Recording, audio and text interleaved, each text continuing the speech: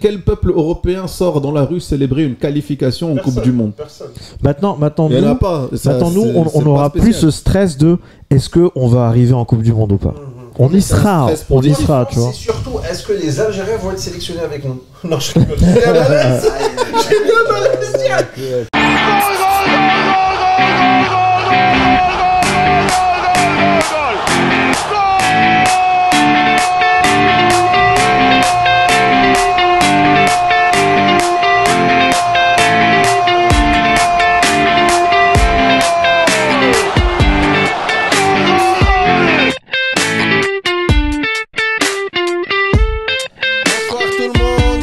On la refait pas. Bonsoir tout le monde, on est parti pour un nouvel épisode du Foutoir. Alors on est accompagné de Reda, de Ali, de moi-même et bien sûr de Enzo. Alors on va aujourd'hui parler bien évidemment foot, mais on va faire un épisode un petit peu singulier. Voilà. Et on va parler un petit peu des tops et des flops. Alors, du moment, forcément. Alors Enzo, est-ce que tu veux bien commencer et nous parler un petit peu du foot que tu as vu? Alors, si vous voulez commencer, on commence par les flops, on finit par les tops. Ouais, on peut commencer par les flops. Le flop le plus évident là, actuellement, c'est Manchester City. Et Manchester City, ça fait, on est à 7-8 matchs sans victoire.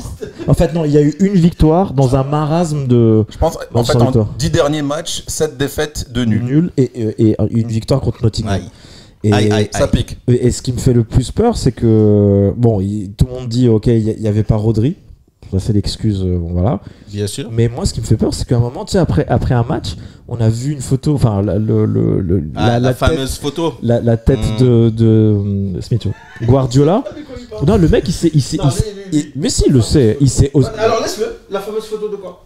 De Pep qui est tout griffé, mec. Ouais, il est tout griffé. Réveille-toi, suis un peu le foot, mon pote. Ouais, genre le gars, il s'est auto-griffé et tout. Et là, ça va. Auto-mutilation. Ouais, non, c'était chaud. Et là, ça va au-delà du foot, là. Franchement, c'est que le mec, il a vraiment pris les choses à cœur. Il s'est dit, putain, mec, il y a tout qui m'échappe. Et j'en arrive au point qu'une fois que je me retrouve au vestiaire, je suis obligé de me griffer ça comme et tout. Ouais, je sais pas, moi je trouve ça chaud. Il y a eu aussi l'épisode où il s'est pris la tête, il allait en venir aux mains avec un journaliste ou un supporter qui lui a dit, genre, il lui a dit, même pas dit un truc de ouf. Il lui a dit tu n'arrives pas à tenir le coup ou un truc comme ça. Et après il se retourne, il avait un sachet. Exactement, et il se retourne, il dit genre prêt-il démarrer. Et en fait non, il a pas démarré. Bah c'est triste. Où il indique avec ses doigts la Mourinho, ouais j'ai 6 titres, tout ça. Mais est-ce que c'est pas une première pour lui? Parce qu'il a toujours été dans des environnements relativement confortables côté résultat. C'est-à-dire, ça lui est déjà arrivé de finir deuxième. Mais la fin de Barcelone 2011, ça a fini en autre boudin aussi un petit peu. Mais pas à ce point-là. Non, mais là, c'est la première fois qu'il a un challenge de ce niveau. Mentalement, on dirait qu'il a craqué. Et il n'y a pas que lui, il y a tout le reste de l'équipe. Parce que je ne sais pas si vous avez regardé dernièrement, mais ils marchent sur le terrain, ils savent pas trop quoi faire. Ouais, même Haaland, il n'y est plus du tout. Pas là du tout. De Bruyne n'y est plus du tout. Ils disent beaucoup les blessures, les joueurs qui manquent, c'est surtout en défense. Ouais. Mais comment tu expliques qu'avec des Bruyne qui est revenu, Haaland, Foden, machin, Doku et tout, bref, ils achètent deux ailiers par saison de toute façon. C'est un joueur de foot. Comment est-ce que Haaland c'est la ne preuve, marque plus mais le quand l'équipe timing ne est compte pas? intéressant. Ah oui, le timing. C'est-à-dire Parce que la baisse de forme, tout ça, Elle coïncide avec un événement important. de tout ce qui est les 150 chefs d'accusation qui a City. Oui. Tout ça, moi je pense que les joueurs ils savent que ça sert à rien de se battre pour le titre parce que ils vont même Alors pas pour la petite histoire, pour ceux qui connaissent pas, on parlait de 115, en fait, on a plus de 130 chefs d'accusation de différentes manipulations financières qui sont contre le fair play financier, les règles en Angleterre et tout ça. Et ils ont refusé de coopérer, c'est pour ça, parce qu'il y a beaucoup de gens qui disent « Ouais, mais regarde, ils ont puni Everton, Nottingham Forest, tout ça ». La raison pour laquelle ça a pris du temps, c'est qu'ils ont refusé de coopérer avec la Première Ligue. Donc le temps qu'ils leur donnent les emails, les comptes, les machins qui prouvent justement le fait qu'ils auraient falsifié pas mal de trucs. Ils ont commencé entre septembre et jusqu'à quelques jours à faire une enquête avec une commission indépendante. Et apparemment, cette commission elle a remis ses résultats. C'est-à-dire qu'ils ont fini ce qu'ils appellent le hearing, donc toute la procédure. Ouais. LV4. J'ai fait option anglais. The Three Lions. Three Lions. Et donc maintenant, voilà, c'est. Après, ils disent oui, il y a un jugement qui va être rendu officiellement avec les sanctions possibles en février-mars. Après, il y a peut-être des appels qui sont possibles, etc. Mais une chose est sûre, c'est qu'il y a depuis quelque temps, City savent les conclusions de l'enquête. Ouais. Et c'est pour ça que ce que disait Reda, c'est pas joli. C'est chelou, c'est que soudainement, toute l'équipe a arrêté de jouer. Il y a pas de... Parce que c'est pas... Il y a quelques blessures, il n'y a pas Rodri, machin et tout. Ils n'ont pas eu Rodri avant. C'est vrai mais il se cache beaucoup. Mais sur 10 matchs, ne gagnaient pratiquement rien. Et contre fort faible, c'est pas comme s'ils avaient joué le Real 3 fois de suite ou Arsenal ou... Et là, il y a United qui arrive en plus. Ça va être marrant, ça. Deux équipes, c'est vraiment le catastrophico. Ouais. C'est-à-dire il faut pas habiter à Manchester actuellement, mec. Dans le téléthon, le truc. Voilà. Faut pas habiter à Manchester actuellement. C'est-à-dire bon, on va compter le nombre de passes réussies. Voilà. Ça c'est le foot de Luis Enrique. La première fois on va avoir une égalité en score négatif. Genre. Ouais. C'est clair. Moins de 2 partout. C'est triste parce que quand même ça reste le Guardiola. Et je crois qu'il a depuis qu'il a commencé le foot en tant qu'entraîneur, il a perdu que 2 ou 3 fois le championnat. Ouais, mais en même temps, il allait dans des équipes Rolls-Royce qui étaient équipées pour. Mais là, si t'as rien, genre, tu nous dis si tout va bien. Si tu n'as rien pour lequel tu vas te battre, genre, c'est très très dur. Moi, je comprends. Il doit y avoir aussi une fatigue mentale parce que quand t'es 4 fois d'affilée champion. Je pense pas. Mec, le Bayern, je pense que ça peut être d'accord avec Jawed. Moi aussi, Pep et son foot me donne envie de bailler. C'est atroce à regarder. Mais en fait, pour être sérieux, le truc avec Pep, c'est qu'il a jamais été dans une position compliquée de toute sa carrière. Il devait renverser la situation, etc. Non seulement renverser la situation, mais déjà partir sur des bases compliquées. Toutes les équipes où il a été, soit tu as des moyens illimités, soit tu es dans une position de force assez établie. Parce que quand il a gagné là, c'est son dernier titre, et après avoir fait le triplé, les gens ils ont commencé à dire peut-être on peut maintenant considérer c'est le plus grand entraîneur de tous les temps, blablabla. Mais les plus grands entraîneurs de tous les temps, ils ont quand même eu d'autres. Quand tu vois les Ancelotti, les Alex Ferguson, etc. Ferguson, il avait rien au début. Non, et puis ça a entraîné aussi des équipes dans la difficulté. Ça a construit. Au début, il partait de Aberdeen en Écosse. Aberdeen. Et après, il est venu. Il n'avait pas le meilleur United ever. Il avait un United qui avait rien gagné depuis 20 piges. Et il n'avait pas des fonds illimités. Et il en a fait une machine de guerre. Donc comme quoi, ça dépend. Alors en plus, si tu rajoutes là les 100, je sais pas combien chefs d'accusation, si en plus tous ces titres à City sont entachés d'une triche financière. Après, ça remet pas en question ce qu'ils ont fait sur le terrain. Moi en tout cas, je suis pas pour sanctionner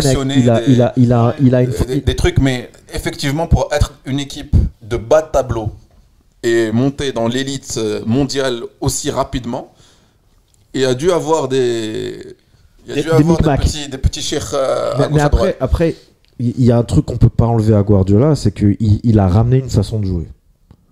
Tu vois, ça, on pourra jamais lui enlever. Et c'est ce qui lui a permis de gagner, tu vois. Même après, est-ce qu'on aime la façon de jouer ou pas? Après, ça dépend. Tu vois, à Barcelone, il n'avait pas des fonds illimités, hein. Il est juste arrivé avec une putain d'équipe. Mais c'est la même chose. C'est-à-dire combien ça aurait coûté de recruter Iniesta, Xavi, Messi, blablabla. Il les avait déjà sur lui, mais en tout cas, c'est parce que cette équipe-là de Barcelone avait l'ADN pour jouer comme ça. Et lui, en fait, la greffe a pris.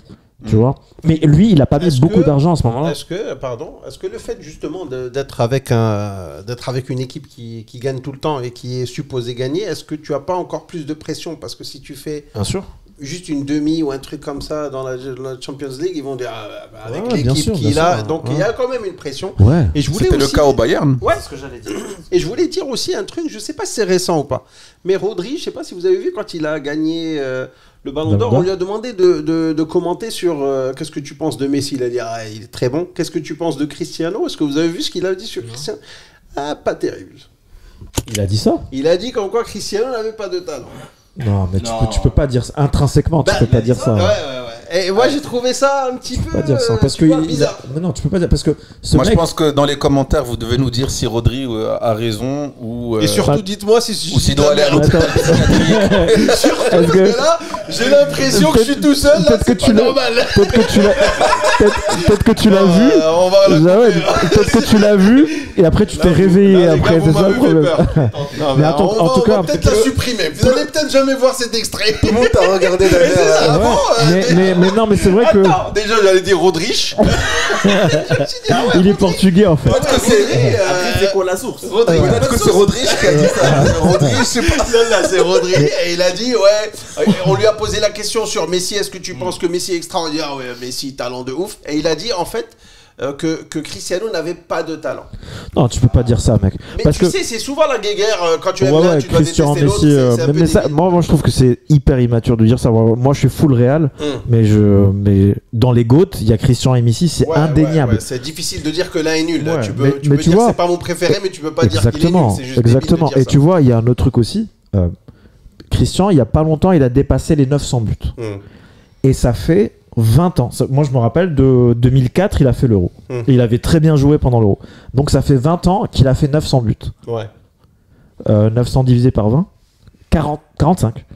Bah, 45. La responsabilité de ce calcul. Bah oui, 45 buts par saison. Très bien. Qui fait ça pendant 20 ans? Ouais, c'est énorme. C'est énorme. Et surtout, pour être franc, j'ai aussi vu, peut-être c'est un autre flop, mais Messi, mec, quand il joue aux États-Unis, limite, on dirait c'est le fils du patron, quoi. C'est-à-dire qu'on laisse jouer comme il veut, les fautes on les compte pas. C'est ridicule. Alors que je pense pas que Cristiano ait le même tapis rouge en Arabie Saoudite. Je vois ce que tu veux dire. Et puis alors pour la petite anecdote, moi je reviens juste d'Arabie Saoudite. Et j'ai donné tout ce que j'avais là.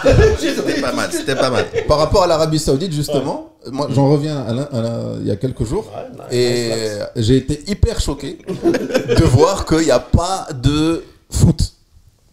J'ai pas vu un maillot de Cristiano, ça parle pas de Al Nasser. Ça a bougé un petit peu où ils ont affiché des trucs, parce qu'il y a quelques jours ils ont annoncé qu'il y aura la Coupe du Monde 2034 en Arabie Saoudite.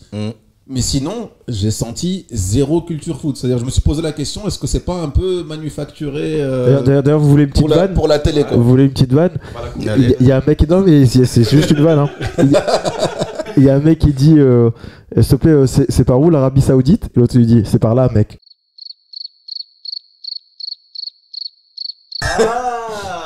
En effet, on va la couper. Elle est nulle, on la garde. Je trouve qu'elle est mignonne. Elle est mignonne. Elle est mignonne. Et c'est une blague de mon père, je tiens à préciser. On la garde. C'est bon, là il a utilisé le jeu. Fallait que tu traînes ton père là-dedans. On la garde. Voilà, mais tu vois, pour en revenir à ça, moi je pense qu'il y a des gens comme Christian Messi, on n'y touche pas, mec. Tu peux avoir ton avis, mais dans tous les cas, il sera pas fondé. Là, ça devient juste subjectif. Bien sûr, là tu deviens un hater si tu. Exactement. Mais factuellement parlant, tu peux pas dire lui est nul. Tu peux pas le dire. Tu dis j'aime pas. C'est plus humble, tu vois. Humble yourself. Mais ça, en tout cas pour moi, ça consolide le fait que je trouve qu'on a trop appuyé sur fais gaffe à la sur le champignon de Messi Ronaldo. C'est-à-dire qu'au bout d'un moment, il faut lâcher, parce que j'ai vraiment l'impression que maintenant, c'est pas une question de baisse de niveau ou quoi que ce soit, mais ils sont plus dans le game. Ils sont dans des championnats qui valent pas un rond. Ça a l'air d'être complètement fake. L'autre, c'est vraiment un espèce de show de cirque qu'ils ont créé en Arabie Saoudite, parce que comme j'ai dit, j'étais hyper étonné de voir qu'il y a zéro engouement, tout le monde s'en fout, personne n'est au courant, alors que soi-disant ils ont investi des millions dans plein d'équipes, etc. Et Messi, comme il a dit, ben voilà, c'est assez ridicule de voir ça. C'est limite, il donne un coup de coude à un joueur et c'est l'autre qui se prend le jaune. Les défenseurs s'écartent quand ils courent pour marquer. C'est aberrant à voir. C'est-à-dire, ça salit plus leur légende qu'autre chose. On commence même à penser que les fins de carrière des Cruz, des autres grands joueurs qui ont joué dans les mêmes équipes, commence à avoir un peu plus de noblesse à mes yeux. Comme Toni Kroos, finir au top. Vraiment là, de traîner le truc, la Coupe du Monde des clubs là, où Inter Miami est qualifié. Comment ça, c'est le prochain flop? Ça, c'est le prochain flop. Hein. Ouais, mais c'est la Coupe du Monde des clubs. Sur quelle base tu les qualifies? C'est le champion de la MLS, c'est clairement après les playoffs, machin et tout. Ils ont rien fait en Ligue des Champions. Mais ils sont même pas champions des MLS.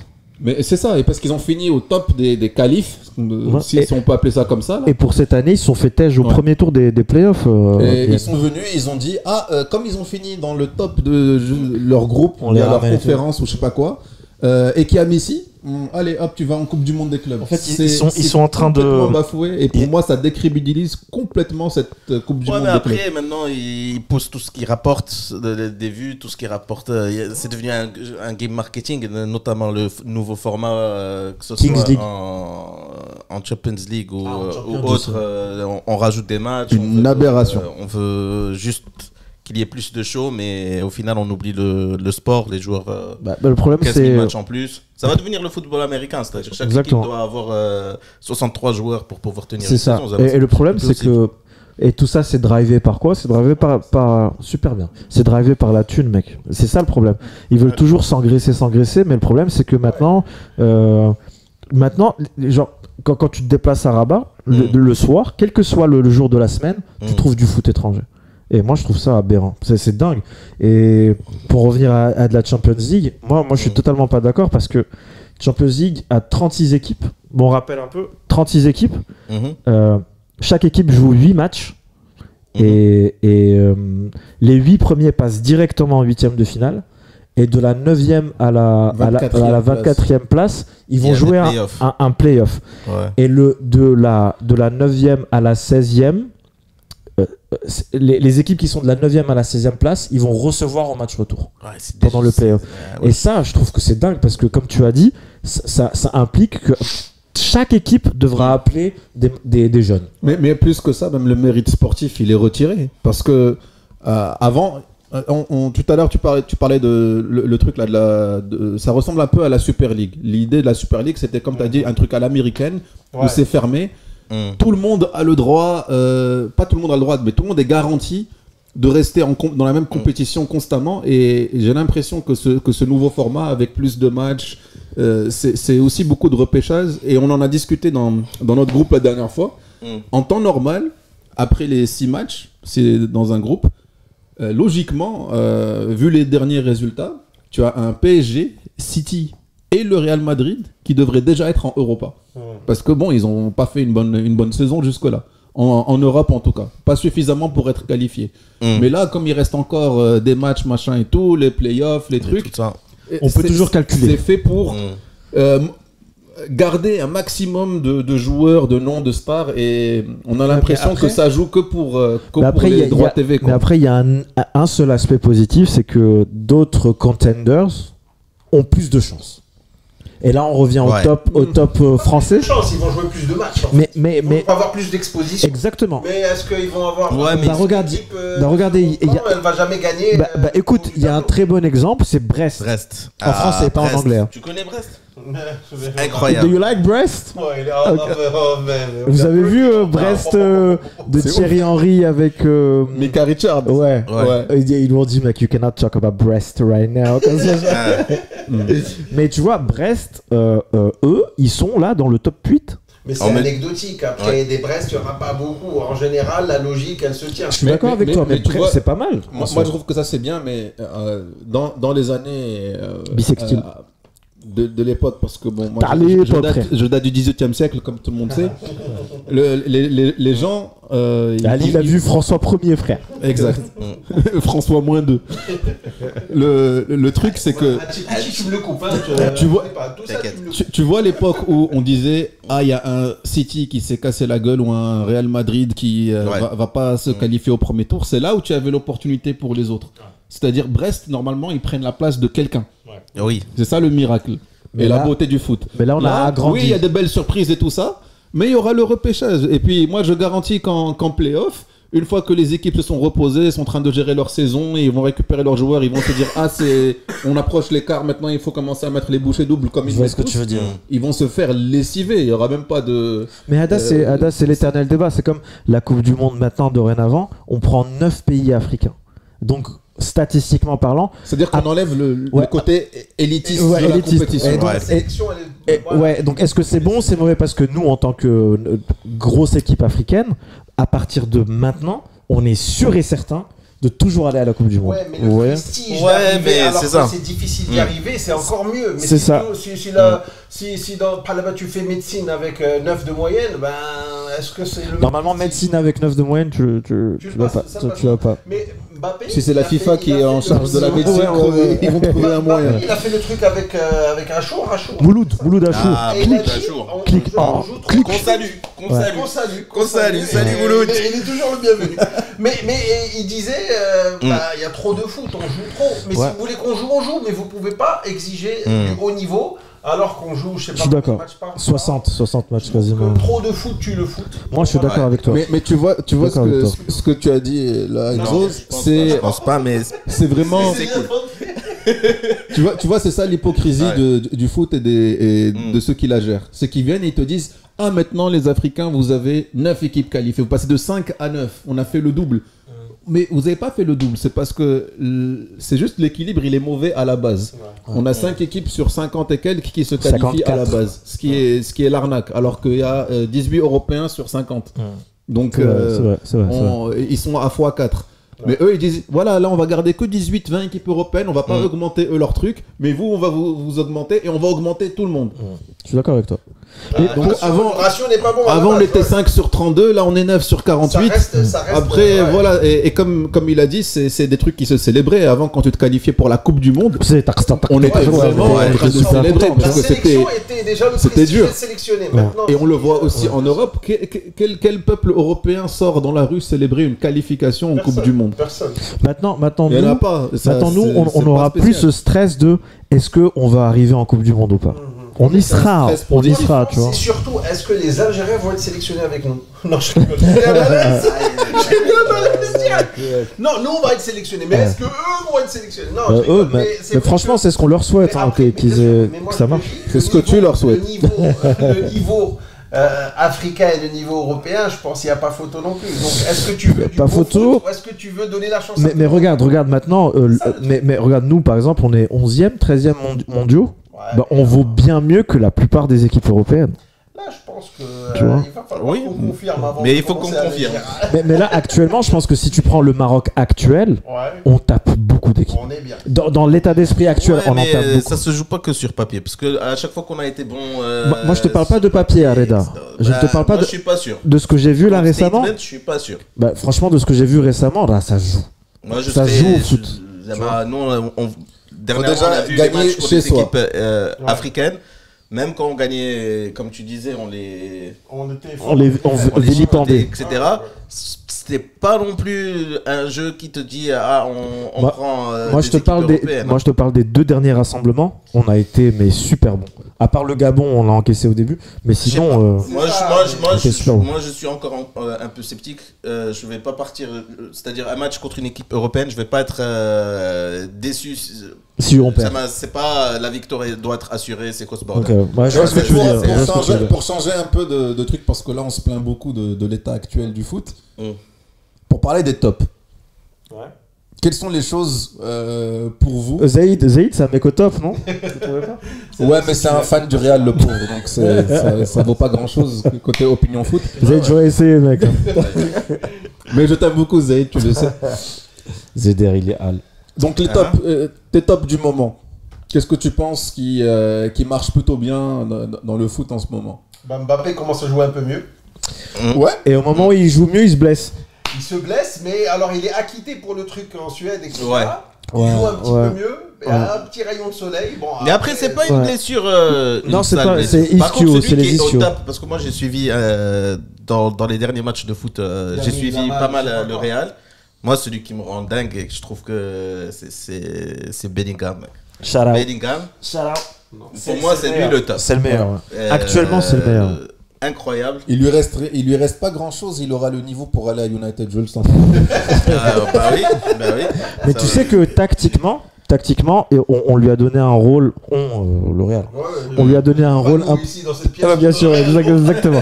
On donne des vannes à 2 balles. On peut rien donner du tout. Mais on lui a donné un rôle un peu plus haut, comme l'année dernière, et ça se voit dans les stats. Et il y a un mois, il avait 0-0, but assist quasiment. Maintenant, il est à 6-4 ou 4-6. Dans le jeu, c'est lui le moteur, mec. Ah oui, c'est-à-dire que même mental, même truc, il est partout sur le terrain, il mouille le maillot comme personne. De ouf, ouais.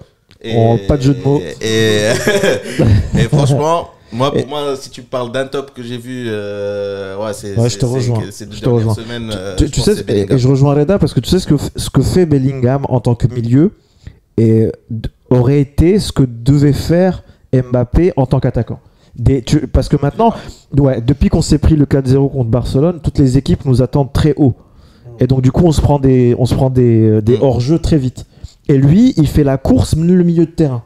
Ouais. Et il a fait il fait la course les appels verticaux. Genre, donc il fait remonter toute la ligne. Exactement. Et en plus les attaquants sont plus libres de faire. Et en plus il amène une occasion concrète de but. D'ailleurs la preuve c'est particulier parce qu'il a vraiment des appels et des courses de vrais.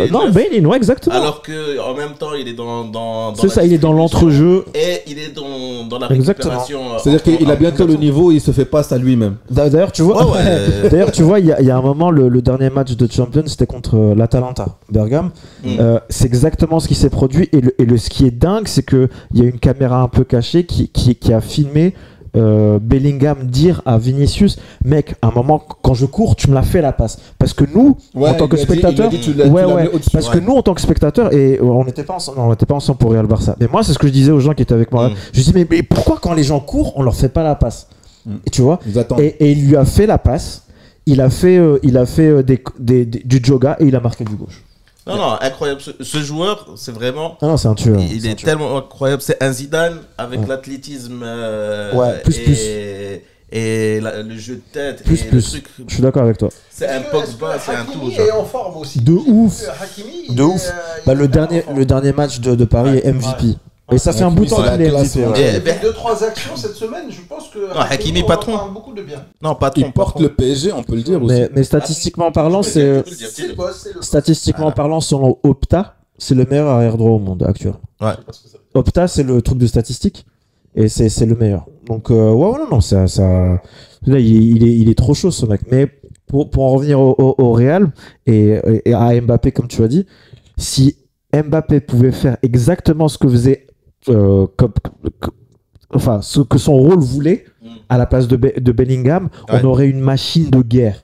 Mais Mbappé l'a toujours pas compris, c'est dommage. Mais moi je vous dis, le Real, généralement jusqu'à novembre-décembre, on n'est pas fort. Février-mars, on en reparlera. Maintenant on a assez parlé du Real. C'est là où Brest va manger sa mère et tout ça. Parce que là pour l'instant tout le monde se repose. Non, mais nous il nous reste Salzbourg et il nous reste Brest justement. Je crois qu'on va les péter, ouais. Mais après faut zouker. Mais par contre je voulais revenir sur un truc. Vous trouvez pas que a dit que l'interview de Click elle est lunaire? Pourquoi lunaire? Parce que vous trouvez pas que... Alors raconte-nous, moi je n'ai pas regardé cette interview. Moi je dis un peu déjà, Mouloud Achour lui il est connu dans Click pour être très très intime, il parle comme ça, il dit. Et sinon toi ça va. Voilà, il est très bienveillant. Mais moi ce qui me dérange c'est que venez en prendre beaucoup de recul. Ouais. Il est où le foot là-dedans? À un moment il parle de Stockholm. À un moment il parle de... C'est pas une émission de foot. Ouais, mais moi ce qui me dérange... elle a été faite parce que tout le monde parle dans le monde c'est de la com. Entier. Parle de l'état psychologique de Mbappé à cause de ce qui se passe. Et Mbappé a très bien joué le jeu parce qu'il est venu, il a rassuré tout le monde. Vous êtes rassuré? De très loin. Moi je trouve que c'est juste une opération de com. J'ai vu le truc de A à Z. Alors peut-être tu peux lire entre les lignes et dire c'est que de la com, etc. Mais je l'ai trouvé super détendu. Le son de pull était horrible, mais. C'est Noël. Il met de la laine, frère, il met de la laine.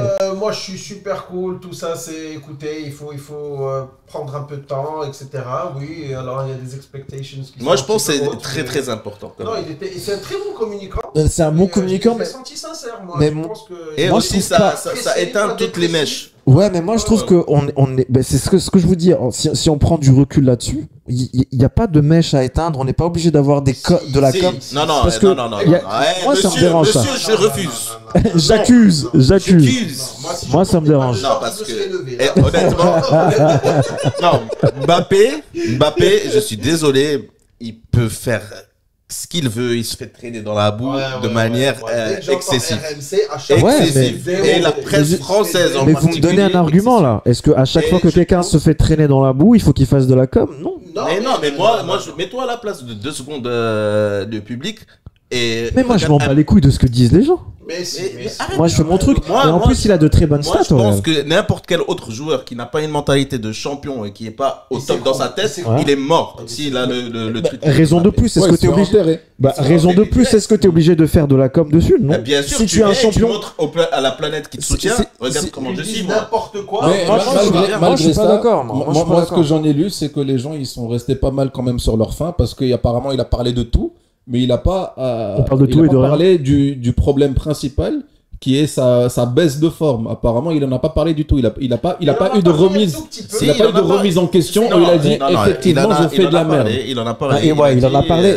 C'est un gros vestiaire, ça vient avec une certaine il a dit ça prend du temps. Mais il joue comme de la merde parce que normalement, un grand joueur devrait le reconnaître. Déjà, techniquement, si on s'en tient que au stats, il joue pas non plus comme de la merde. Statistiquement parlant, c'est très bien ce qu'il fait. Il a fait pas mal de matchs où il était pas bon, mais c'est pas le joueur qui a pas sa place dans un grand club. Loin de là. Là, tout ce qu'il montre, moi je trouve qu'il a pris une bonne approche parce qu'il a montré à tout le monde que c'est mentalement je suis bien. Mentalement, je donne pas trop d'importance, donc je vais pas trop me justifier sur les conneries, etc. Voilà, vous me voyez, je suis en période. J'ai conscience que je suis pas au top de ma forme, etc. Moi, je trouve que c'est un truc, c'est une opération parfaite. Moi, je te dis, moi, ça me dérange parce qu'à ce moment-là, ça veut dire qu'à chaque fois que quelqu'un. Donc, ça veut dire que Haaland, maintenant, il doit faire une interview? Mais Haaland, il est de loin, il a pas le même traitement. Ouais, non, mais Haaland en Angleterre, Haaland est considéré. Mais Haaland est considéré comme un top player et qui est en baisse de forme. C'est le traitement de la presse à ton égard. En Angleterre, ça parle jamais de City. Ça parle que de Manchester United. Ouais, mais moi, Anna, je vous dis. Mbappé, c'est personnel. Mais là où je veux en venir, c'est que le fait, étant donné que quelqu'un ne joue pas forcément bien sur un terrain, est-ce que à chaque fois, quel que soit le standing du gars, est-ce que cela doit impliquer à chaque fois qu'on doit faire une interview de com? Mais ça va dans les deux sens. Moi, ça me dérange. Est-ce que la presse, quand elle le démonte, c'est juste quand ça va mal sur le terrain? Mais la presse, pourquoi elle le démonte? Parce que ça vend. Parce que c'est un mec qui est super connu. Mais ça vend. Ça répond à la question. Moi, je regarde beaucoup l'équipe du soir et l'équipe du soir, ils font que parler d'Mbappé à chaque fois. Oui, et pas que de foot. Mais moi, je zappe ça. Moi, je fais juste attention au foot. Mais toi, t'es pas. Mais quand Mouloud, il vient et lui dit, parce que là, ça devient fucking intrusif. À un moment, le mec, il discute, il dit, alors Stockholm, en gros limite Stockholm c'était comment? Vas-y, raconte-nous. Et t'es là, mec, on parle de foot ou on parle de quoi là, les frères? C'est pas une réponse foot. Mais je pense que même ne serait jamais parti dans une émission purement. Non, mais il savait ce qu'il faisait. Il savait ce qu'il faisait. Ça, c'était une opération qui. Attends, mais footballistiquement parlant, je parle pas de stats. Mbappé au Real jusqu'à maintenant, c'est nul. Footballistiquement parlant, c'est pas nul. Non, c'est pas nul. Attends, c'est moins bien que ce à quoi on s'attendait. Oui. C'est bien moins bien que les choses. Parce que je vais te dire, si tu prends les stats, tu vas trouver deux. Mec, si tu vois les stats du démarrage de Ronaldo, par exemple, c'est pour ça que je vous dis pas très loin. Mais justement, c'est pour ça que je vous dis, par exemple, Christian, les 2-3 dernières années au Real, il touchait pas le ballon pendant 80 minutes et à la fin triplé. Pour vous, est-ce que c'est bien, c'est pas? Il faisait du Haaland. Ouais, voilà, tu vois. Mais moi, je te dis, footballistiquement parlant, quand ton neuf n'est pas capable de jouer son rôle de neuf, il rate ses passes, il rate des pénaltys importants contre Liverpool. Ouais, moi, je m'en fous des stats. Moi, je te parle de ce qu'il aurait dû faire normalement, tu vois. Ce que la norme aurait voulu, tu vois. Parce que ce qu'il a fait à Paris, non mais c'est ce qu'il a fait, c'est la raison pour laquelle il a été acheté au Real, tu vois. Oui, et ça, il y a une période de transition. Oui, bien sûr. Après. Mais là, juste pour revenir sur le truc de Click c'est pas une opération qu'il a faite pour se justifier footballistiquement. C'est ça. Je suis d'accord avec toi. C'est un rachat de com. Genre les gars, je vais bien. C'est que toutes les raisons de trucs footballistiques que disent les journaux, etc., c'est l'état psychologique de Mbappé qui est complètement détruit. Il s'intègre pas au vestiaire. Ses copains, il l'invite pas au truc. Et c'est ça la masse qui a. Ça, il n'y a aucun souci. il a juste réglé pour dire en mode mais Reda, on revient au foot. Mais Reda, derrière c'est de la com quand même. C'est genre, les gars, regardez, je ris, je suis. Mais crois-moi. Je pense pas qu'on a besoin d'arriver à des débats trop intenses sur ça. Après, c'est le Real Madrid, la Liga, des trucs de merde, quoi. On va parler de choses assez plus importantes. On était sur l'équipe nationale, voilà. Ils sont bien mignons, mais voilà, ça c'est une petite situation de ta gueule, ma gueule. C'est des trucs de la péninsule ibérique qui, voilà, c'est. Non, ça, très sérieusement, c'est normal. C'est parce que ça fait parler énormément. Ça va. C'est la raison pour laquelle on en parle, nous aussi, maintenant. C'est le foot business. Mais moi, tu vois, la comparaison entre Haaland et Mbappé sur cette saison, elle est très bien. Parce que quand tu vois les stats de Haaland, lui aussi, c'est pas trop mal. Il est deuxième meilleur buteur peut-être en Angleterre ou un truc comme ça. Il a mais il y a une différence dans les stats, c'est que tu peux marquer 3 buts sur un match et faire de la merde sur 2 autres. Et après, on te dit, ouais, mais t'as une moyenne de 1 but par match, etc. Donc, les stats, ça veut pas dire grand-chose. Non, mais les stats. Mais personne ne parle de la forme d'Haaland dans la presse internationale, locale, ce que tu veux, par rapport à Mbappé. Mais beaucoup parlent de City. Tu vois, le fait que City n'aille pas dessus quand même. Non, regarde sur Eurosport, on parle beaucoup de City. On ne parle pas de City, on parle de Pep. Et on parle beaucoup de City parce qu'il y a le. Non, moi je te dis, sur Eurosport et sur l'équipe, il y a beaucoup d'articles sur City. Il y en a énormément. En tout cas, en Angleterre, c'est pas énorme. Mais en même temps, ils sont 5 supporters, donc c'est. Je te comprends. Mais tu vois, moi, ce qui me dérange, c'est l'évolution du foot en fait. C'est que maintenant on fait plus attention à la façon de jouer, c'est aux alentours, tout ce qui est aux alentours. Il est parti à Stockholm, des superstars. C'est ça, c'est comme la politique. Qu'est-ce qui se passe dans la tête des joueurs et tout ça. C'est comme la politique avant on regardait. Il y a des articles sur comment les joueurs français arrivent fringués à l'entraînement de l'équipe de France. Lui c'est mon top. Koundé. Jules Koundé. Il se met de la crème chantilly. Et il te dit c'est Jacques Mus qui va. Ouais, moi tu vois moi chantilly. Cette belle note de crème chantilly. Ça me dérange ça. moi joue au foot, mec. Ouais, ce qui importe c'est vraiment de jouer au foot, mais encore une fois, désolé d'insister, mais genre quand tu vois un match du Real, OK, il marque de temps en temps, mais Mbappé ne joue pas bien au foot. C'est factuel, genre je vous dis, il ne joue pas bien. Oui.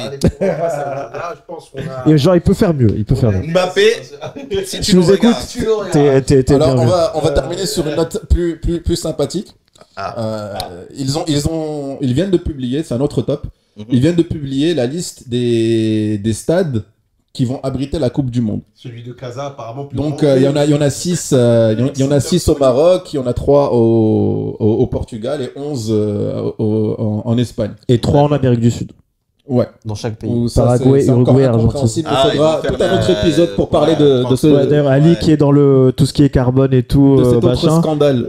Scandale écologique. Les sauterelles vont mal. Alors, ce qui est intéressant, c'est que tu as 3 villes qui sont pressenties pour la finale. Parce que le Madrid en a 2. Ils ont le Metropolitano et le Bernabéu. Ils ont le truc là où ils jouent les meringues là. Voilà. Les merengues, on dit, mec. Et Barcelone en a 2, Espagnol et Barça, le Camp Nou. Et le Maroc, il est en lice avec le stade de Casablanca, 115 000 places. Bon, on aurait pu parler de Tanger parce que la presse algérienne a dit que apparemment il était retiré de la liste parce que c'était pas conforme à la FIFA, je sais pas quoi, mais on vous excuse. Monsieur, est-ce que quand on parle du stade de Casablanca, on parle bien de celui de Ben Slimane ou il y en a un à Casa et un à Ben Slimane? Non, alors en fait, celui qui va se construire est à Ben Slimane. Ils disent Ben Slimane, il est à 34 km de Casa et il est plutôt du côté de Mohamedia. C'est juste que de l'autre côté de la route, on peut dire Ben Slimane. C'est le plus grand stade au monde. Del Mundo. Ouais. 115 000 places. La plus grande capacité, avec les draps blancs autour et tout machin. Les tentes, comme les tentes blanches. Vu de dessus. C'est plus gros que les stades de Super Bowl et compagnie. Ouais. En capacité. Donc en fait, mais de football. Après, c'est les kermesses d'école. C'est Jumanji. Les tournois du footoir, bien sûr. Ouais, les tournois du footoir, venez au jeu déjà. Parce que vous savez, il y a certains stades au Brésil, ils ont pris des photos là. tu vois des plantes qui ont poussé sur le Maracana, qui était devenu un endroit, genre c'était devenu une crack house, genre les trap house. Alors les plans apparemment de la fédération et des autorités au Maroc, c'est que le stade devienne un des stades officiels avec celui de Rabat de l'équipe nationale. Donc pour quand il y a vraiment beaucoup de monde, parce que l'autre c'est 68 000 places à Rabat, et que ce soit aussi le stade officiel du WAC et du Raja. C'est-à-dire qu'ils sont en train de dire on va enlever le stade Mohamed V. L'ancien stade, il a prime real estate location dans Casa, un petit projet immobilier, ça va régler les factures. Il va un projet immobilier. Et voilà ce qu'on voulait pas. Allez. Un projet symbolique quoi, voilà quoi. Un projet immobilier à l'endroit où est le Mohamed V. Ça te paye tous les stades de la Coupe du Monde. Ça va devenir comme San Siro. Ce qui est intéressant, c'est est-ce que le Maroc a vraiment une chance d'abriter la finale de la Coupe du Monde qu'on co-organise avec cet argument-là, oui. Si on arrive, en fait, tu peux pas concevoir qu'un des pays arrive en finale et ne la joue pas chez lui. Ouais, mais après ça dépend de. C'est vrai tu peux pas faire dépendre. Ça c'est relou. Mais après tu peux pas vraiment. Tu peux pas faire dépendre une location selon le résultat parce que t'as des billets à vendre. Espagne arrive en finale et là 100 000 personnes qui achètent des places en finale et qui prennent leur disposition pour être à Madrid. Tu vois, tu peux pas. Et là tu leur dis ça se joue à Casa finalement. Ah les gars, ça dépend du Maroc et tout. Tu leur dis 3 jours de préavis après la demi-finale. C'est logistiquement très compliqué. Après la meilleure idée, et là c'est pas parce que je suis chauvin, mais la meilleure idée ce serait au Maroc parce que Portugal, Espagne, ils ont été habitués à accueillir des trucs, mais pour une fois, un pays du Maghreb accueille, et en plus on a, d'après les promesses, un putain de gros stade qui arrive. Si la FIFA s'en tienne à leur poche, c'est tout bénef. Parce qu'on a au moins. Je pense qu'on a 20 000 places de plus que le Bernabéu. Le Bernabéu c'est 80. Camp Nou c'est 90. Non, il y a le nouveau Camp Nou, c'est 105. 105 ouais. Et avant, ils étaient à 100. Mais dans tous les cas, il y a plus. Ouais, donc, il y a plus d'argent à se faire. Mais le truc que j'ai entendu, c'est qu'il y a une petite bagarre en interne en Espagne pour savoir si c'est la capitale ou la Catalogne qui va abriter la Catalogne. Pour la paix. Ouais, pas de jaloux. Maroc. C'est là où il y aura une finale Espagne-Portugal au Maroc. Ça va être trop ça. Ils viennent de confirmer qu'on va hoster, mais je pensais que c'était déjà fait. Là, en fait, on était les seuls en lice et ils devaient faire les révisions techniques. Et maintenant, c'est bon. Maintenant, c'est officiel. Finalement, ils n'ont pas grugé. Il n'y avait personne d'autre. On est parti voir, ils sont en train de creuser, tout va bien. On sait jamais à la fin, ils te disent finalement, c'est Bahreïn qui l'a eu, tu vois, un truc comme ça. Avec tout le respect que j'ai pour Bahreïn. Mais c'est juste qu'ils ont des fonds illimités. Ouais, ça va être cool. Mais de façon générale, gros shout-out à Liverpool aussi. Gros shout-out. Liverpool, premier. Shout-out, mec. Liverpool, premier, ouais. Est-ce que Manu, elle est vivante? Elle est vivante, en fait, t'as dit Liverpool, elle s'est allongée, quoi. C'est normal. Bon, je vais dormir. C'était New Yorkshire. Parce que Liverpool, premier de Champions, premier de Première Ligue. Et en plus, il y a eu un changement d'entraîneur alors que celui d'avant était très apprécié. Et à chaque fois, généralement, tu comme United. Ouais. Exactement. Tu te dis, maintenant que Ferguson est parti, est-ce que Moses va gérer? Il a géré que dalle. Arne Slot, il vient et il gère de ouf. Gros shout-out à eux parce que c'est pas simple. Et un Mohamed Salah incroyable. Ouais, Salah qui est en et qui de manière assez ironique est en train de se battre pour un nouveau contrat. Et il a dit chaque fin de match, on lui dit alors est-ce que t'as un nouveau contrat? Il dit écoutez, on sait pas. Shout-out aussi à Naples et la Juve qui trustent le haut alors que c'était pas attendu. Bayern et Leverkusen confirme que la Serie A est vraiment une ligue de bas niveau. Parce que le joueur star de Naples, c'est McTominay. Ouais, McTominay. Ouais, j'ai vu une vidéo. Pour moi, ça classe. Ouais, mais après l'Italie, il y a toujours ça. Il y avait même Smalling qui était l'Ice Rome. Il est parti à l'Ice Rome, il est arrivé meilleur défenseur de la ligue, etc. C'est comme les joueurs qu'a recruté United, Højlund et Zirkzee.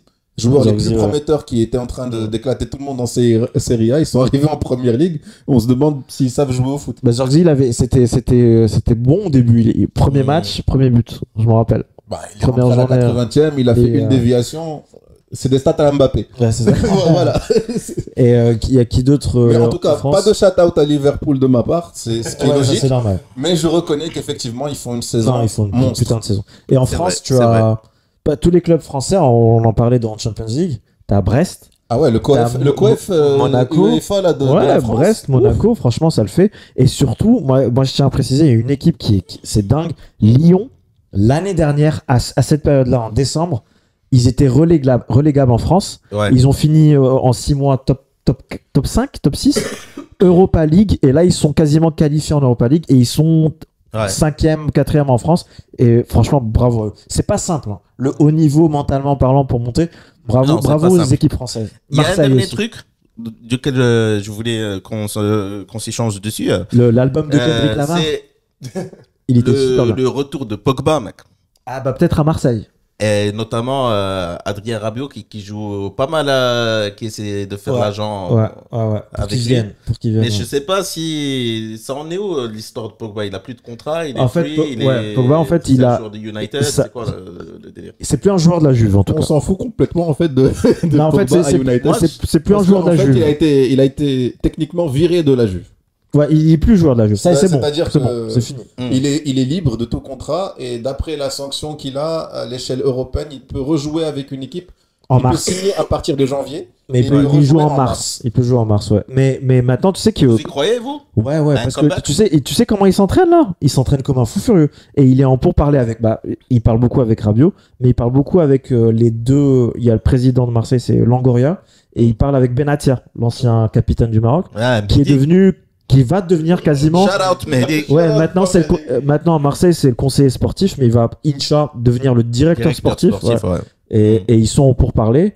Il va peut-être pas. Moi, j'aimerais beaucoup le revoir revenir. Mais moi, je vois des vidéos de lui. Moi, je serais étonné parce que pour moi, personnellement, je pense qu'il est fini. Tu sais pas, gros. Tu sais, un mec qui a faim. Dites-nous en commentaire ce que vous pensez le retour de Pogba. Est-ce que Pogba va faire un retour fracassant ou bien il va juste zouker? Mais vous savez comment on parle de Pogba à l'époque quand il était jeune et tout? On disait de lui que c'était le mec qui était le plus fort de sa génération. Genre, il surclassait tout le monde. Et dans ses grands matchs, ça se voit. Mais le problème, c'est que c'est pas. Il est mal entouré. L'équipe de France, il était incroyable. Sa facilité à calmer le jeu, à temporiser, Je suis d'accord avec ça facile et tout ça. Pour moi, c'est un des top joueurs à jouer à ce poste. Je suis d'accord avec toi. Mais bon, je pense que là, niveau time, on est en train d'atteindre notre limite. 47. Toujours un plaisir d'être avec vous, les frères. Dites-nous, c'est quoi vos tops, vos flops? Ça nous intéresse. Kendrick Lamar, Linkin Park, Snoop Dogg et Dre. La vanne de trop. Ça va faire du déjà. À la prochaine.